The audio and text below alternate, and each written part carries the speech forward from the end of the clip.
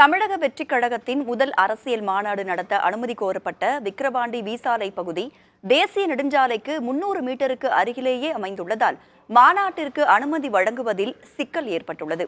இதுகுறித்த கூடுதல் தகவல்களை நமது செய்தியாளர் காமராஜ் வழங்க கேட்கலாம். தமிழக வெற்றிக் கழகத்தின் முதல் அரசியல் மாநாடு விக்கிரவாண்டி வி சாலையில் நடைபெறுவதில் பல்வேறு சிக்கல்கள் எழுந்திருக்கின்றன.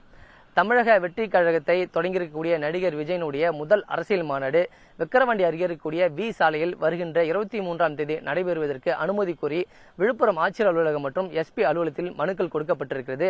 அந்த மனுக்களை பெற்ற ஏடிஎஸ்பி திருமால் அந்த விக்கிரவாண்டி வி சாலை பகுதியில் 85 ஏக்கர் நிலப்பரப்பில் ஆய்வு மேற்கொண்டனர். அதனைத் தொடர்ந்து இந்த காவல்துறை வட்டார சார்பில் தெரிவிக்கப்பட்டது என்னவென்றால், இந்த விக்கிரவாண்டி வி சாலை பகுதியானது தேசிய நெடுஞ்சாலைக்கு அருகாமையிலேயே, அதாவது 300 மீட்டருக்கு அருகாமையிலே அமைந்திருக்கிறது. இந்த பகுதியில் விஜய்க்கான மாநாடு அனுமதி வழங்கப்பட்டால் 1.5 லட்சத்திற்கு அதிகமானோர் வருகை புரிவார்கள். அவர்களின் வாகனங்கள் இங்கு 5 ஏக்கர் நிலத்தில் நிறுத்தப்படும்.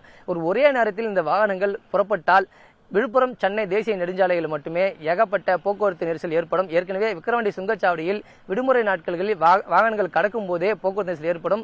இந்த மாநாடு நடைபெற்று சென்றாலே அதிகப்படியான போக்குவரத்து நெரிசல் ஏற்பட்டு 10 கிலோமீட்டர் தொலைவிற்கான வாகனங்கள் போக்குவரத்து நெரிசல் ஏற்படுவதால் அனுமதி வழங்குவதில் சிக்கல்கள் ஏற்பட்டிருப்பதாக காவல்துறை வட்டாரம் தெரிவிக்கின்றன. அது மட்டும் இல்லாமல் இந்த மாநாடு நடைபெறக்கூடிய இந்த 85 ஏக்கர் பகுதிக்கு அந்த பகுதியில் உள்ள பகுதிகளில் 85,000 ஏக்கர் உள்ள பகுதிகளில் 8க்கும் மேற்பட்ட கிணறுகள் அமைந்திருக்கிறது. அதாவது திறந்தவெளி கிணறுகள் அமைந்திருக்கிறது.